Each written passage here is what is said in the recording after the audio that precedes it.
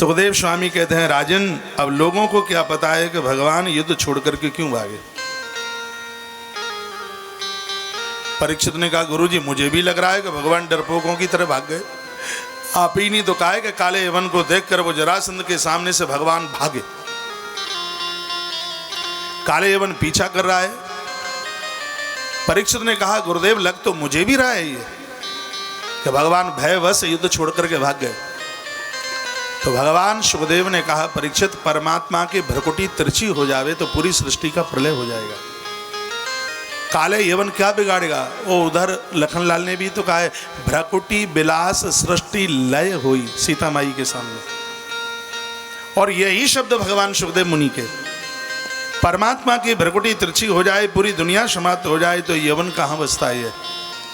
तो गुरुजी फिर भगवान क्यों भागे। यवन घात या महे, इस यवन के सामने से भगवान इसलिए भागे क्योंकि जरासंध 10,000 ब्राह्मणों को अनुष्ठान में बिठा के आया है और यह बोल के आया है कि मैं जीत गया तो सबको एक एक गांव दे दूंगा, यदि आज भी मैं पराजित हो गया तो सबकी गर्दनें उतार लूंगा। तो परमात्मा ने मन में विचार किया कि मुझे भले ही बदनामी मिल जाए, मुझे चिंता की बात नहीं है, मुझे हर प्रकार से 10,000 ब्राह्मणों के प्राण बचाने हैं। परीक्षित इसलिए भगवान युद्ध छोड़ के भाग गए। वो तो बहुत बड़े ब्राह्मण भक्त हैं, वह बहुत बड़े साधु भक्त हैं, इसलिए वो युद्ध छोड़ करके भागे। और भगवान जब भाग रहे थे तो विश्वकर्मा रास्ते में मिल गए। ये वर्णन है इसमें, विश्वकर्मा रास्ते में मिले और उन्होंने वंदन किया, प्रणाम किया। दृश्यते यत्र तुष्टायम विज्ञानम शिल्प नैपुणम, जो शिल्प विद्या में बहुत आगे थे वो विश्वकर्मा उस जंगल में रास्ते में मिल गए। परमात्मा को उन्होंने प्रणाम किया। विश्वकर्मा जी ने कहा कि हमारे लायक कोई आप आदेश कीजिए। भगवान श्री कृष्ण बोले कि दिक्कत बहुत ज़्यादा है, आप कुछ ऐसा कीजिए, एक सुरंग प्रवशन नाम के पहाड़ से लेकर के और सागर के ठीक मध्य एक सुरंग बना करके तैयार कर दो और टापू के ठीक मध्य में एक अद्भुत पुरी का निर्माण करो। और चलते ही चलते भगवान ने नक्शा बना के दे दिया। ये भागवत में वर्णन है। इसमें परमात्मा ने कहा कि इस तरीके से ऐसा पुर बनाना जिसमें कोई द्वार ही न हो, ऐसा पुर बनाना कि दुश्मन को देख करके समुद्र में पुरी डूब जाए, ऐसा स्थान बना करके तैयार करना। कहा विश्वकर्मा ने, आपका आदेश मैं सिरोधार्य करता हूं। उसी समय विश्वकर्मा ने एक तो प्रवशन पहाड़ से लेकर के सुरंग सागर के टापू के मध्य तक बना दी और इतना एक सुंदर ऐसा किला बनाया, इतना अद्भुत बनाया कि मृत्यु लोक में इससे सुंदर और कोई किला था ही नहीं। इससे सुंदर ऐसा मत्स्य पुराण में तो इसकी बहुत बड़ी विवेचना की गई है। पूरी दुनिया का ये इकलौता नगर था जिसकी छत के ऊपर सड़कें थी।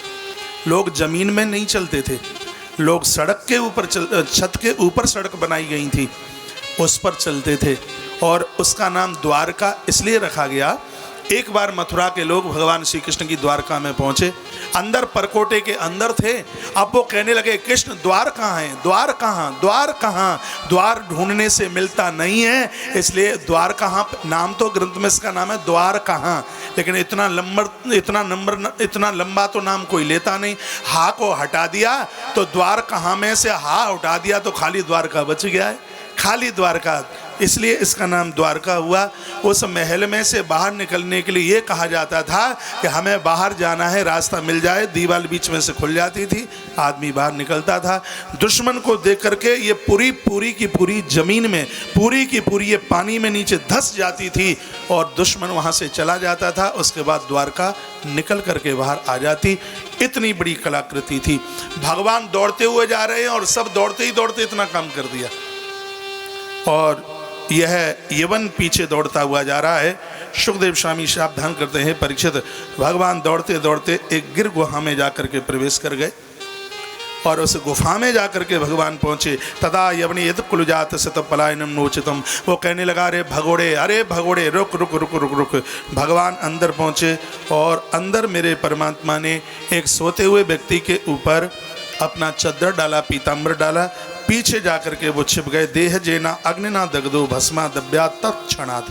हे परीक्षित, उसी समय यवन ने चरण प्रहार किया और सोते हुए उस व्यक्ति की आंख की दिव्य ज्योत के द्वारा वो जल करके राख हो गया।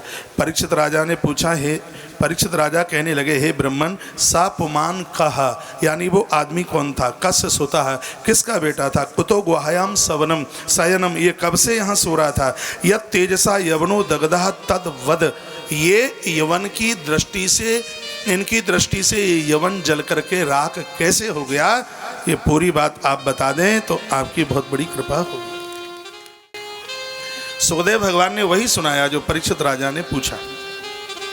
को नाम स पुमान ब्रह्म कस्य किं वीर्येव च कस्माद् गुहां गता शिष्ये किम तेजो यवनार्दन। तो भगवान सुखदेव कहने लगे, सा इक्ष्वाकुकुले जातो मान्धाता तनयो महान मुचकुंद इति ख्यातो ब्रह्मण्य सत्य शंकर।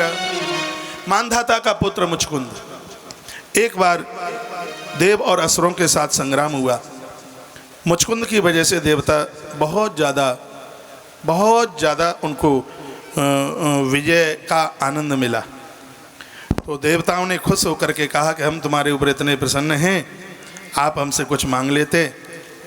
तो कहा, मांगना तो क्या है, थोड़ा विश्राम करना चाहता था। तो देवताओं ने कह दिया कि आप जाकर के शयन कीजिएगा, और तुम्हें शयन के बीच में यदि किसी ने तुम्हें जगाने की चेष्टा करी तो तुम्हारी दिव्य ज्योत के द्वारा वो जल करके राख हो जाएगा। ये वन दुर्गुण है। मुचकुंद जी महाराज ने इस गुफा में तप किया, और तपस्या का प्रभाव यह है कि तप के द्वारा दुर्गुण तो जल करके राख हो ही जाते हैं। ये वन जल करके राख हुआ, और भगवान इनके सन्मुख चल करके आए मुचकुंद जी महाराज के सामने। तो मुचकुंद ने परिचय पूछा, कहा, जी आप कौन हैं, अपना परिचय बताइए। भगवान कहने लगे, अवतीर्णो यदकुले ग्रही आनक दुंदुभे वदंत वासुदेवेति वसुदेव सुतम ही माम। कहा, मेरा यदकुल में जन्म हुआ है और मैं वसुदेव का पुत्र हूँ, इसलिए वदंत वासुदेवेति, इसलिए लोग मुझे वासुदेव के नाम से मुझे जानते हैं। और मैं यहाँ तुम्हारे लिए चल करके आया हूँ, और आपने देवताओं का सहयोग किया है, हम आपके ऊपर अति प्रसन्न हैं।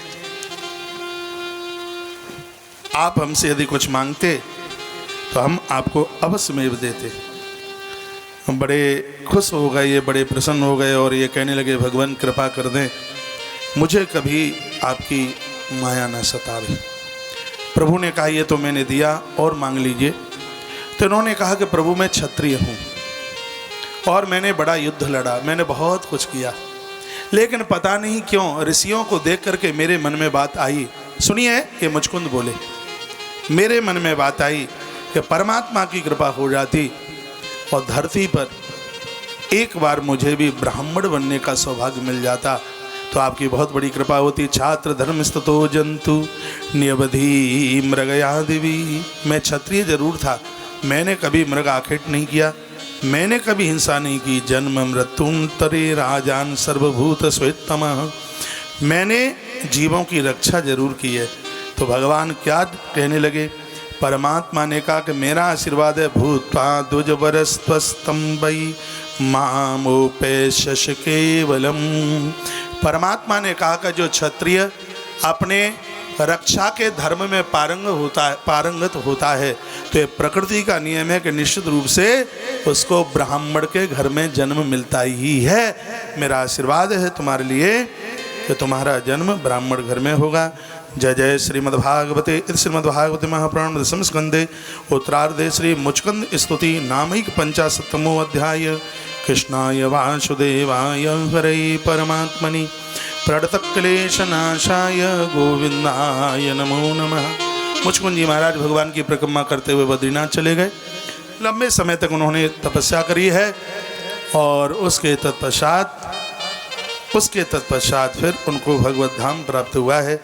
ऐसी अद्भुत कथा श्रीमद् भागवत जी में वर्णन की गई है, और वो कथा भगवान सुखदेव ने बड़े आनंद के साथ में गाई। समय चलता रहा। क्या समय चला